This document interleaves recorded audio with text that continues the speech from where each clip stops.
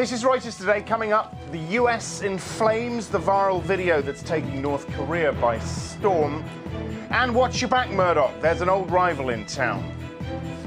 But first, fancy a job at RBS? Investment head John Huracan resigns as the bank braces itself for LIBOR rigging punishment. Maybe not an ideal time to start, though, as CEO Stephen Hester warns it'll be a miserable day, with fines of between 400 and 500 million pounds on the cards for its role in interest rate manipulation. Or perhaps you'd prefer a stake in the bank for free. The FT reporting today that UK Business Secretary Vince Cable wants to give away shares in the part nationalised bank to the public. The idea is voters will be able to share in profits above a certain level.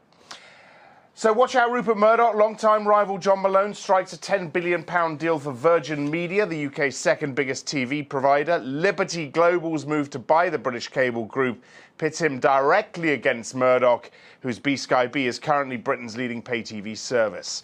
Some positive news for Britain's richest man. ArcelorMittal chief Lakshmi Mittal says things will get better this year after a wretched 2012.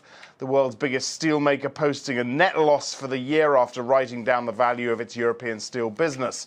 But it expects higher steel shipments this year and is forecasting core profits to rise. Let's talk about the macro picture, in particular some of the FX movements now. I'm joined by Adam Cole, Head of Foreign Exchange Strategy, RBC Capital Markets. Morning to you, Adam. Lots weighing on sterling this morning. Lots of reasons to be negative. I guess they haven't changed. The soft data, political risk. Got the OECD report on the UK economy coming out later on. I think it's part of the trend which has been in place really since the turn of the year, that people seem to have a whole string of reasons rather than one particular reason to be negative on sterling. They're all, I think, open to question to a degree, but put together it's made sterling onto performance one of the sustained trends of the year, and nothing particularly new today to add to that, but the looming Bank of England decision, the commentary from Carney tomorrow, and keeping all of those factors in focus. So where's cable heading? I think cable probably bottoms out relatively early, and more importantly, I think looked at via euro sterling, we think for various reasons euro sterling is probably forming a top around these levels from both the sterling negative side and the positive side for the euro. So if I wanted to play a positive contrarian view on sterling, buying it against the euro I think is probably the way I'd do it now. How high does euro dollar go now? I think we probably make highs above the recent highs in the high 130s, but I doubt we'll breach 140. So I think if one looks at what's really driven the rally in the euro and some of the direct measures of the risk premia that have been compressing as the euro has been rallying, in many respects we're reaching natural limits for some of those risk premia. And I think for that reason alone, we probably get into a slightly more two-way market in the high 130s. So we think we're in the tail end of the rally at these kind of levels. All right, and can't let you go without talking about the yen. Should we be surprised by this push through 94? No, and I wouldn't fight it at the moment. I think if you stand back and look at what it needs in terms of policy easing from the Bank of Japan to justify the move that we've seen in dollar yen, it's actually quite hard to make the case for it being sustained. But dollar yen, for me at the moment, is all about momentum, and the trend is becoming self-reinforcing. And to that extent, I don't think you should try and fight it.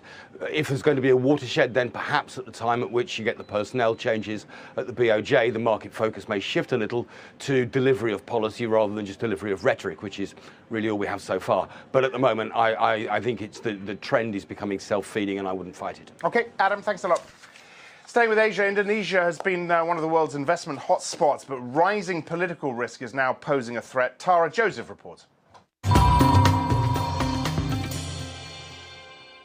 Growing worries for Western firms. Indonesia has been posting eye-popping growth rates above 6%. But in the run-up to elections next year, there are some troubling signs of rising economic nationalism and cronyism at the top. In the last few weeks alone, a senior official has called for U.S. energy group ExxonMobil to replace its local boss, fueling concerns about government interference. Chevron also reportedly warning it may slash investment in Indonesia if conditions fail to improve.